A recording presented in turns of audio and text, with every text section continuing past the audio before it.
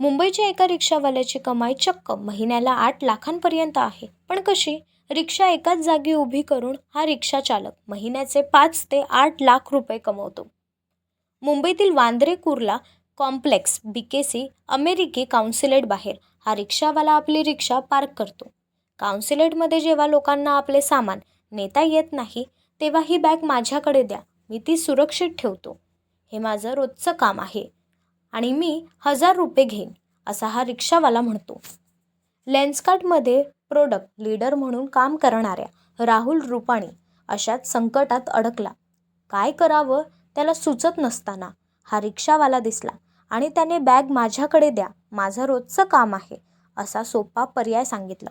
मात्र नंतर राहुल रुपाणी याला हा रिक्षावाला या माध्यमातून हजारोत कमाई करत असल्याचं समजलं.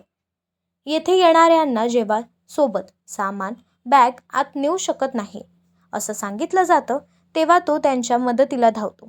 तो प्रत्येक ग्राहकांकडून 1000 रुपये घेतो आणि दिवसभरात त्याला किमान 20 ते 30 ग्राहक सहज मिळतात.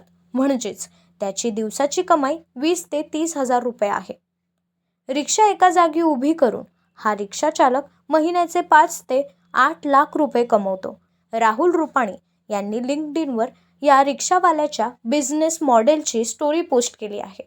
अनेकांना आश्चर्यचकित करणारा रिक्षावाल्याचा हा बिझनेस मॉडेल आहे.